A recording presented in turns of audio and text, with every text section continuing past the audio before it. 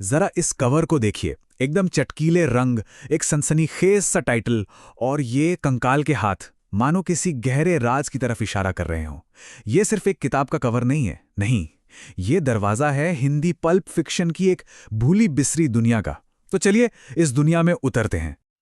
आज हम एक ऐसी ही फाइल को डिक्लासिफाई करने वाले हैं। एक ऐसी लिटरेरी घटना जिसने दशकों तक भारत के छोटे शहरों और रेलवे स्टेशनों पर राज किया। ये उन जासूसी उपन्यासों का विश्लेषण है जिन्होंने सही मायनों में एक पूरी पीढ़ी की कल्पना को पंख लगा दिए थे।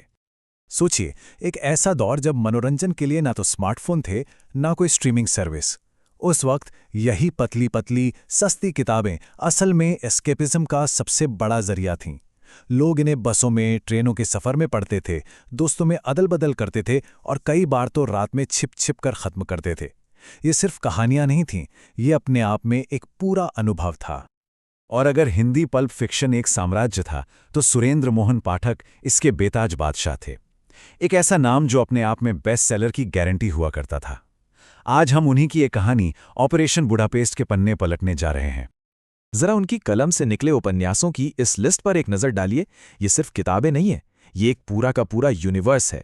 पाठक जी ने किरदारों और कहानियों का एक ऐसा जाल बुना था जिसमें हर मोड़ पर एक नया रोमांच पाठकों का इंतजार कर रहा था।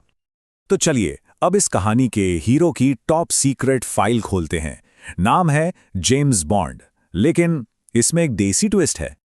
और यहीं पर बात बहुत दिलचस्प हो जाती है। पाठक जी का जेम्स बॉन्ड इयान फ्लेमिंग के बॉन्ड की कोई सस्ती नकल नहीं था, नहीं, ये कल्चरल अडैप्टेशन था। उन्होंने बॉन्ड के ग्लैमर और खतरे को लिया और उसे एक ऐसे यथार्थवादी, एक रियलिस्टिक भारतीय माहौल में ढाल दिया जिससे यहां का रीडर जुड़ सके। कहानी की शुरुआत एकदम क्लासिक स्पाई थ्रिलर वाले अंदाज में होती है। फोन की घंटी बजती है, दूसरी तरफ एम की भारी आवाज है और एजेंट 007 को पता चल जाता है कि उसे एक नए मिशन पर बुलाया जा रहा है। ये क्लासिक शुरुआत पढ़ने वाले को फौरन कहानी के माहौल में खींच लेती है। तो ये नया मिशन आखिर है क्या? चलिए सीधे मिशन ब्रीफिंग में चलते हैं और देखते हैं कि इस बार दांव पर क्या लगा है। बॉन्ड के सामने एक तस्वीर रखते हैं। ये है मैक्स ऑलर, ब्रिटिश सीक्रेट सर्विस का ही एक बहुत काबिल एजेंट। लेकिन कहानी में एक पेच है। ऑलर अब दुश्मन के चंगुल में है और यही मिशन की गंभीरता सामने आती है। मैक्स ऑलर के पास ऐसे राज हैं जो अगर दुश्मन को पता चल गए तो ब्रिटिश इंटेलिजेंस की नींव हिल सकती है। जासूसी की दुनिया का ये एक ठंडा, बेरहम और यथार्थवादी सच है। कल तक जो आपका सबसे बड़ा एसेट था, आज वही सबसे बड़ा खतरा बन चुका है। और बॉन्ड का मिशन उसे बचाना नहीं है, मिशन है उसे हमेशा के लिए खामोश कर देना, अपने ही एक साथी एजेंट को खत्म करना। उद्देश्य एकदम साफ है, क्रूर है और जासूसी की दुनिया की तरह ही बेहद रियलिस्टिक। अच्छा, अब कहानी से एक कदम पीछे हटते हैं और उस तकनीक को समझते हैं जो इन उपन्यासों को इतना दमदार बनाती है।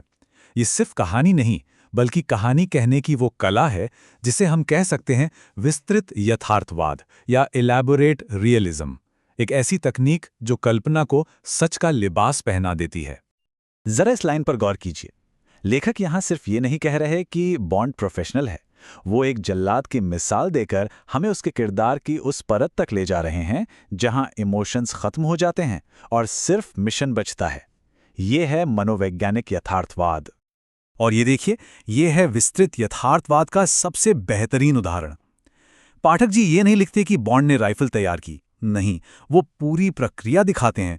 एक एक करके सूटकेस के अलग अलग हिस्सों से राइफल के पुर्जे कैसे निकलते हैं, बैरल कैसे जुड़ता है, टेलीस्कोपिक साइट कैसे फिट होती है। ये जो बारीक डिटेलिंग है ना, ये पढ़ने वाले को यकीन दिला देती है कि जो वो पढ़ रहा है वो सच में हो सकता है। तो असल में ये यथार्थ का भ्रम पैदा करने का फॉर्मूला क्या है? पहला, गैजेट्स की बहुत ही स्पेसिफिक डिटेलिंग। दूसरा, किसी भी काम की पूरी प्रक्रिया का वर्णन, जैसे राइफल को जोड़ना। तीसरा, माहौल का ऐसा चित्रण जो आपकी पांचों इंद्रियों को जगा दे। और चौथा, एक टिक टिक करती घड़ी वाला टेंशन। ये सब मिलकर एक काल्पनिक दुनिया को हकीकत के बहुत करीब ले आते हैं। तो चलिए अब वापस कहानी के उस मोड़ पर चलते हैं जहां सब कुछ दांव पर लगा है।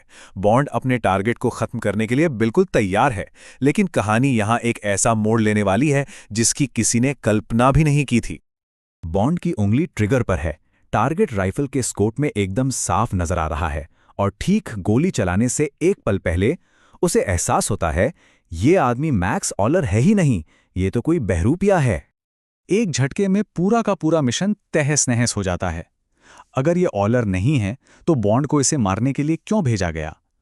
आखिर ये जाल किसने और किसके लिए बिछाया है? सवाल ही सवाल हैं और जवाब कोई नहीं। और फिर इस साजिश की परतें खुलती हैं एक छोटे से सुराग से, एक ऐसा सुराग जिसे बॉन्ड ने पहले नजरअंदाज कर दिया था। कैदी की कलाई पर गुदा हुआ एक टैटू, एक छोटा सा रियलिस्टिक डिटेल जो एक बहुत बड़ी और गहरी साजिश का पर्दाफाश करने वाला है। और ये थी पूरी साजिश। दुश्मन का प्लान बॉन्ड के हाथों ही एक बेगुनाह को मरवाना था, ताकि वो दुनिया के सामने ये साबित कर सकें कि ब्रिटिश इंटेलिजेंस हत्यारों का एक गिरोह है। ये एक शानदार और बेहद ठंडा शतरंज का खेल था, जिसमें बॉन्ड सिर्फ एक मोहरा था। तो इस पूरे मिशन की डीब्रीफिंग से हम क्या सीखते हैं? इस कहानी और ऐसी हजारों कहानियों की विरासत, उनकी लेगेसी आखिर है क्या? देखिए, ये उपन्यास सिर्फ मनोरंजन नहीं करता, ये हमें कहानी कहने की उस कला की ताकत दिखाता है जो कल्पना को हकीकत से भी ज्यादा विश्वसनीय बना सकती है। ये उस दौर की एक झलक है जब लोग रोमांच के साथ साथ एक यथार्थवादी अनुभव भी चाहते थे। और ये याद रखना जरूरी है कि ऑपरेशन बुडापेस्ट तो इस विशाल लिटरेरी यूनिवर्स में बस एक मिशन था। सुरेंद्र मोहन पाठक और उनके जैसे कई लेखकों ने कहानियों का एक ऐसा सागर रचा था जिसकी अनगिनत लहरें आज भी खोजे जाने का इंतजार कर रही हैं। और ये सब हमें एक बहुत जरूरी सवाल पर छोड़ जाता है। हर दौर के अपने लोकप्रिय बेस्ट सेलर्स होते हैं जो वक्त के साथ भुला दिए जाते हैं। तो अगर आज हम उन भूली बिसरी कहानियों के पन्ने पलटें तो वो हमें हमारे अपने समाज और हमारे अतीत के बारे में क्या नई बातें बता सकती हैं?